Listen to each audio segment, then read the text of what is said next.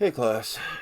Alright, today we are working on, it looks like, provenience, bagging, tagging the artifacts, lecture on the artifacts themselves, behavior, and classification. That sounds like a lot, but it's actually not. What we're going to be doing in class is we're going to go over the dig boxes again, and then we are going to go through and learn how to bag each one of the artifacts. After we get through bagging them, we're going to show how the proper way to tag them, put the provenience on them with the right proper paperwork. And then we're going to take all of them out and we're going to lay them out on the table for everybody to look at. Everybody take pictures, whatever they want to do. And you guys are going to develop your own classifications for what you're seeing on these artifacts. It's not going to be hard at all. It's not difficult.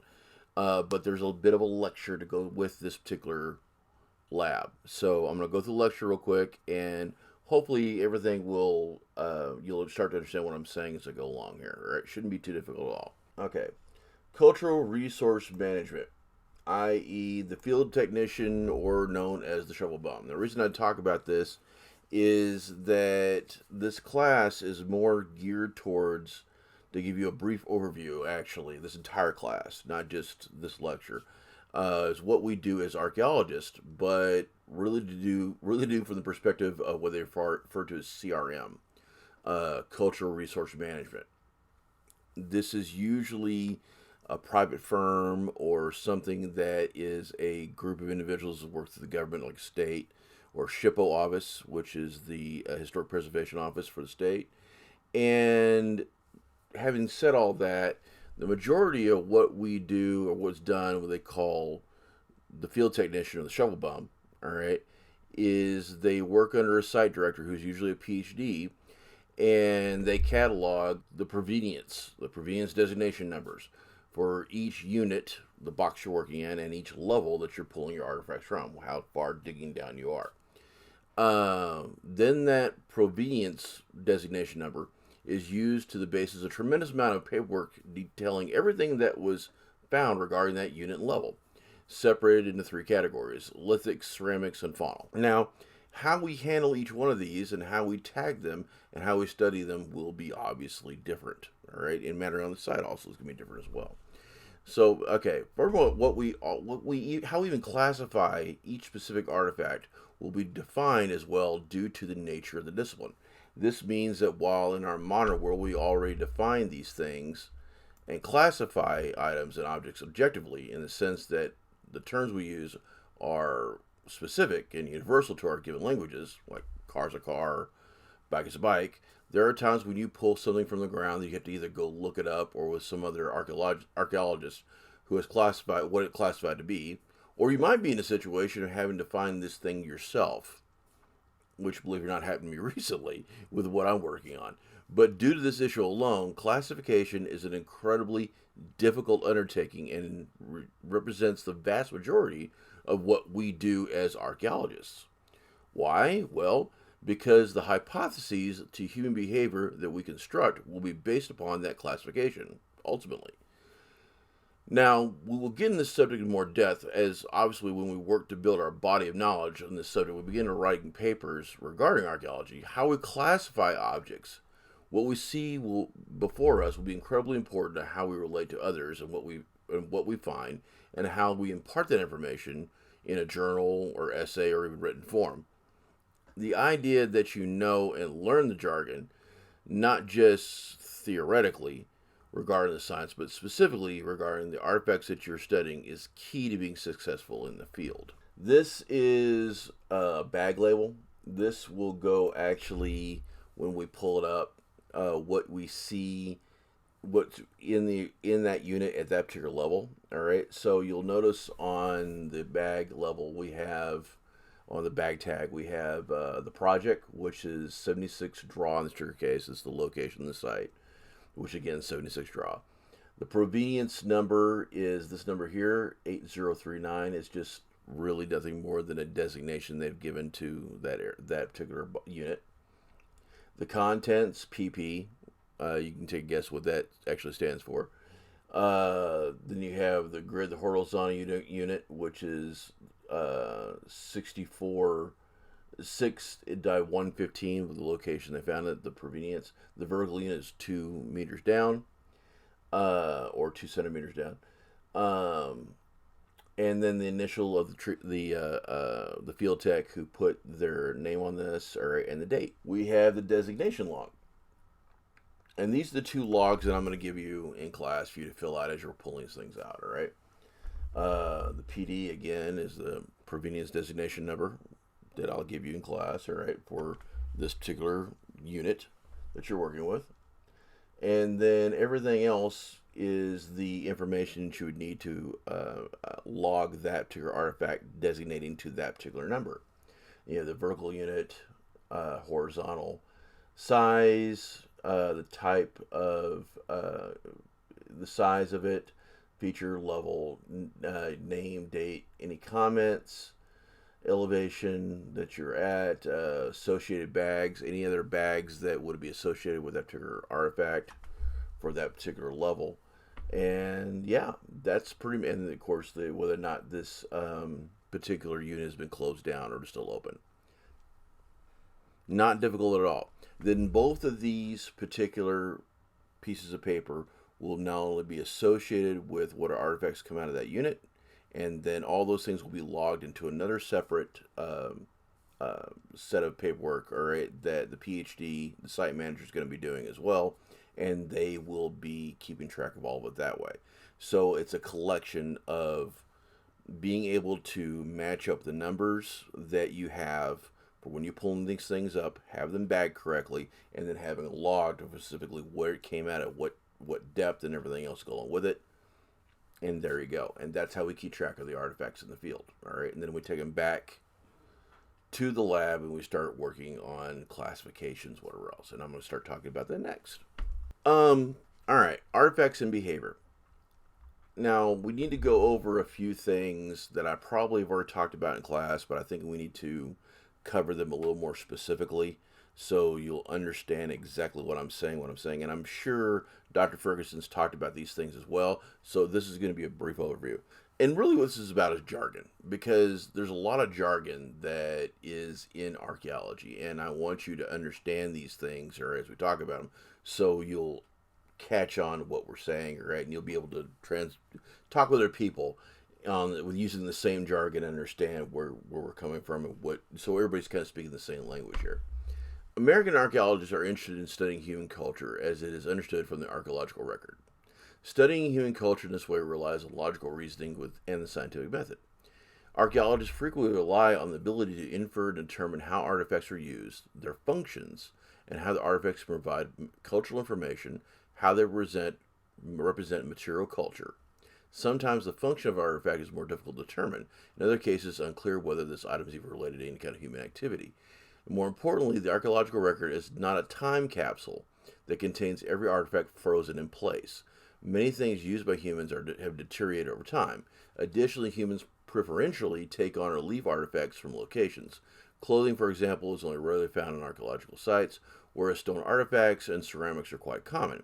Archaeologists must always be aware that they're dealing with fragments of human culture, and their inference of artifact function may sometimes need to be addressed. Artifacts have decomposed or have been carried away.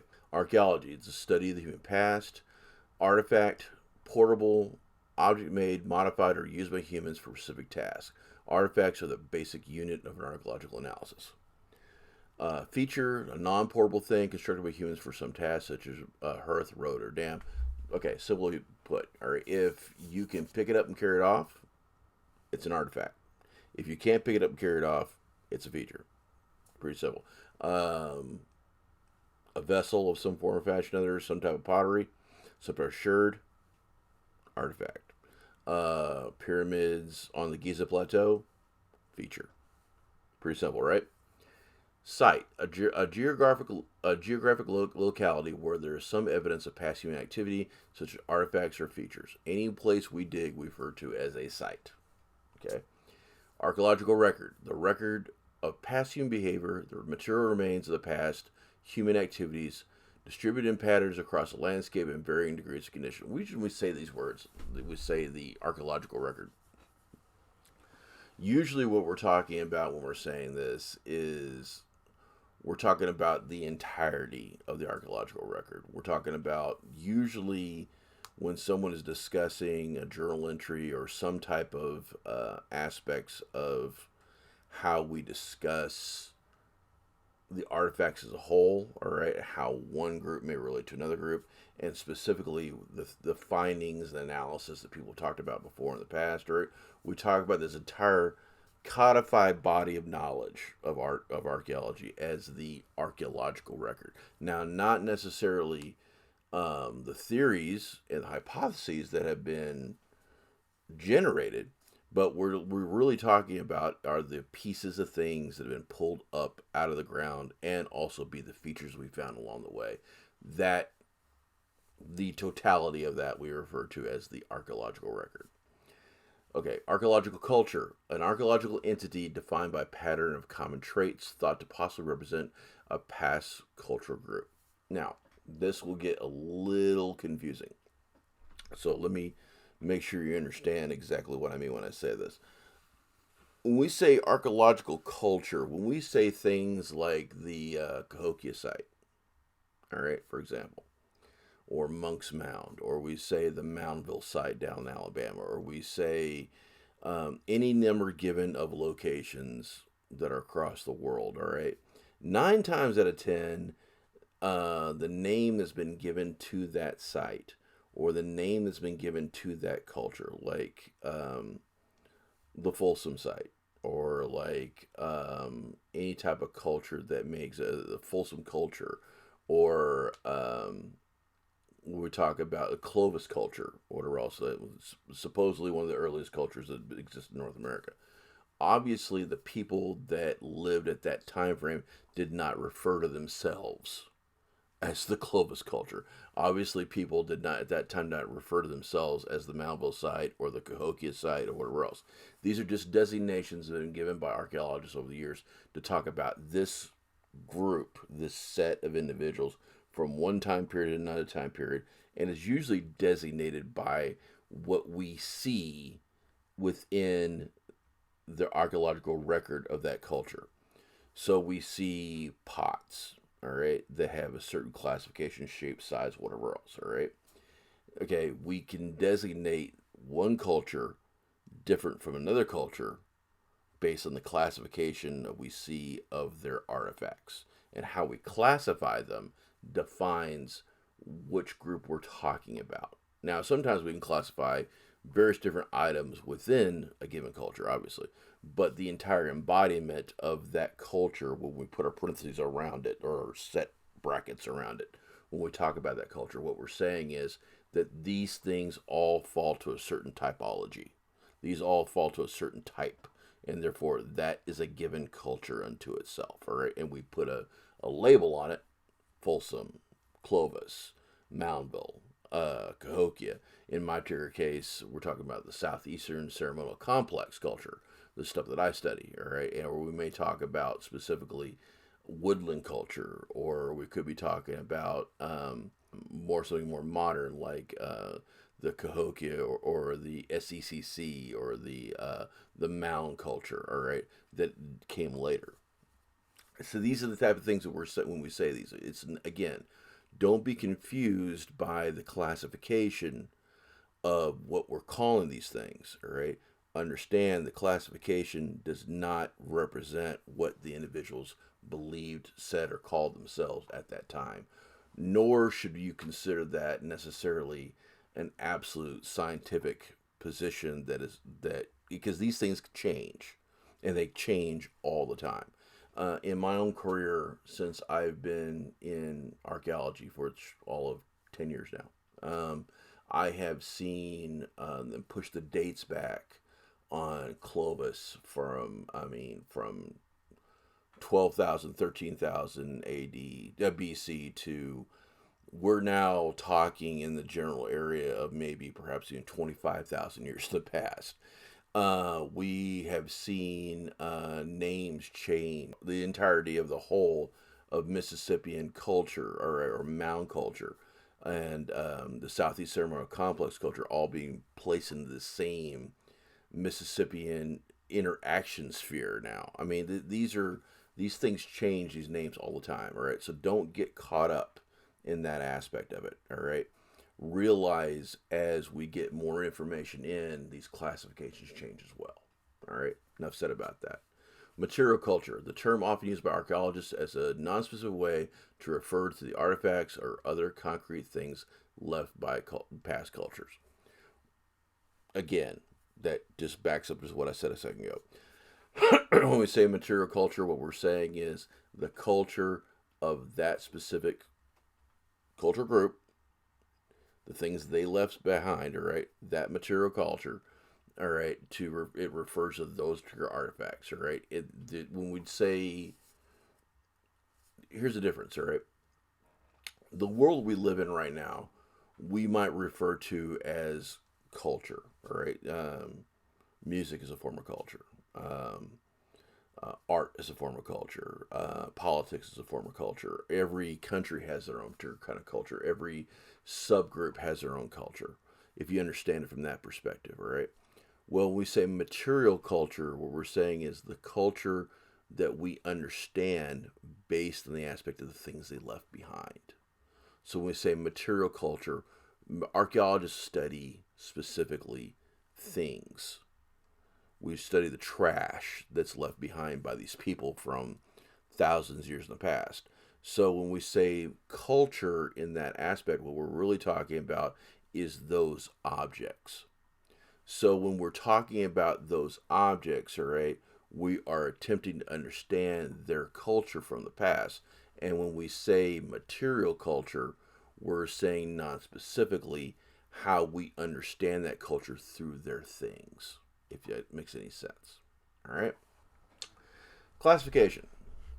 Classification is the process of creating analytical units so we can organize empirical, observe real things into meaningful groups based on their attributes. We classify things every day without thinking about it. We classify cars, cell phones, tables, friends, professors. Because archaeology is a science, we expect other archaeologists who want to build upon, and evaluate our conclusions.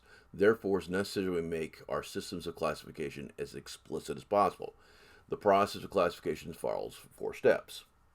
1, we stipulate the scale of the phenomena to be classified. It's possible to classify things at any scale. We'll talk about chemical elements, animals, galaxies. They all have to be classified in some way or another. All right. Archaeology tends to focus on things that an individual can perceive, such as artifacts, strata, and sites. So first, we stipulate the scale of phenomena.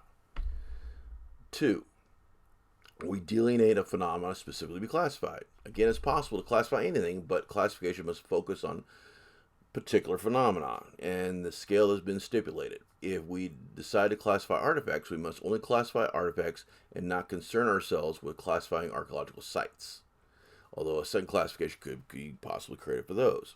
Similarly, we must decide if we're going to make classifications for all artifacts or a subset of artifacts, such as pottery, lithic material, etc. Right? So, as archaeologists, we go through the first step. We stipulate the scale. We're putting brackets around the things that we're going to actually classify. Then we're going to delineate a phenomena that we're tend to try to classify. In this case, it would be artifacts, or it could be archaeological sites, however you want to put it. Then third, we discriminate attributes of the phenomena.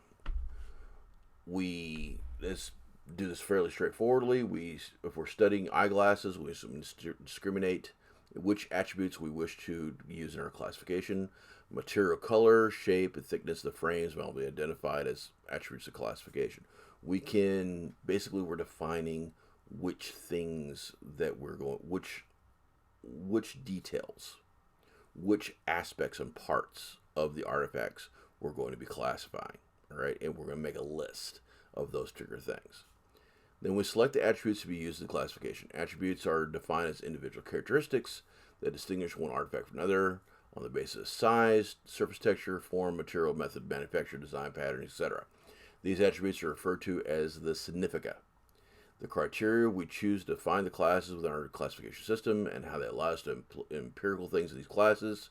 The real things we place in the classes are referred as the denota. I'm going to make this a lot more simple for you.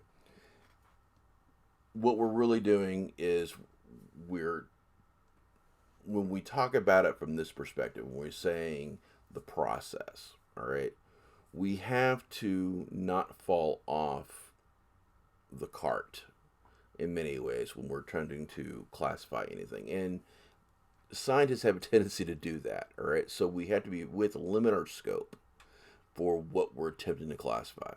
We have to say, okay, first, okay, what are the scale we're working with, all right? How far out do I really want to take this, all right? Do I want to take this as everything, all artifacts? Or do I want to say, okay, only artifacts within the Southeast Ceremonial Complex? Do I want all artifacts within Moundville? Do I want all artifacts within Moundville at this one particular area of the site? Or do I want all artifacts from this area of the site out of this one unit? All right. We have to define the scale. All right. We have to say, okay, how big do I want this to be? All right. Where's my classification going to start and stop at? Then we delineate phenomena to classify it. Okay, what things that I'm pulling out of the thing that when I've delineated the scale, the size, all right, of my scope of my inquiry, then I'm going to say, okay, what specific things am I going to be looking at within that given scale? Am I going to be looking at features? Am I going to be looking at arrowheads? Am I going to be looking at pottery? What specific things am I going to be looking at? Then I go to discriminate the attributes. All right, we can't have all the attributes. All right, we can't say all the various different attributes of pottery. We have to say, okay, these 7 to 10 things. All right, size, shape, types of way it was made, what was the what part, what went into making it, colors, all the various different aspects that we're gonna say, okay, but it's only gonna be these 7 things, and we're not gonna add any more things to this. All right, so we're limiting our scope even further. All right, and then once we've done that, we select the attributes that we're going to use for classification. Because once we looked at these 7 things, we say, okay, those 7 things are cool, but I only see 5 that I really can use here to make my classification work. So I pick 5 things. I go, okay, well, I can use shape. I can say vessel use. I can say colors. I can say patterns. All right, and I can say types of material it was used to be made with. And that's my only classifications I'm going to be using. The only things I'm going to attributes I'm going to use for a classification. All right, you have to limit your scope as a scientist. All right, because if you don't, then you're going to go off willy-nilly in every direction. All right, you have to be able to bring it down to something concrete. All right, and say these specific things. All right. Granted, other people are going to come behind you and say, well, why didn't you think of these other things? And then you're going to say back to them, no, I really am just focusing on these specific ones. All right. And if you would like to write a paper on those other ones, you go ahead and do that yourself. All right. We as a scientist, we have to limit ourselves. If we don't, then we'll never write a paper. We'll never finish anything. We'll never finish the analysis or come with anything in the analysis that will work, all right, that someone can go, okay, I have designated my criteria, if that's understandable. Now, methods of classification. Archaeological classifications usually take 2 forms, paramedic and taxonomic. Now, again, we're going to have a lot of jargon terms here that are going to be a little more difficult to understand. But let me put it to you like this, okay? When we're talking about taxonomic, a taxonomic classification is basically really a hierarchical classification. What you're saying is some parts of your analysis are more important than others. All right, you're putting a higher importance towards, let's say, vessel use than you are, let's say, materials used to make the vessel. All right, so therefore you are going to arrange your assemblage of things that you're classifying, or the 50 things that you're working with here, and you're going to say, okay, the ones that are most important are going to be the ones that are the shape of them that were used for carrying water. We're going to put those in one group, all right? Then anything that would come from that, all right, we're going to start working our way downwards into like a a variety, like a tree, hierarchical tree, all right, for how these things would be classified. Now, we can do that. That's fairly good, all right. We can do that, but there's usually problems with it, all right, with the hierarchical classification or taxonomic, because they're kind of poor for exploring the unknown fields, because we must necessarily make decisions about which attributes are more important, and these decisions might mask important variation within and between our classes. Meaning, how do we really know this is truly important in our classification or not? We don't. We're just guessing. All right? Okay. Well, in the paradigmic classification, we're just picking attributes. And we're saying, okay, no one is more important than another. We're saying we're just going to have an assemblage out here in front of me, and I'm going to go, okay, I'm going to separate these out by, I'm going to have round bottoms in one area and flat bottoms in another area, and ones with legs over here, whatever else, and I'm just going to separate them that way, and then I'm going to continue to keep going from there.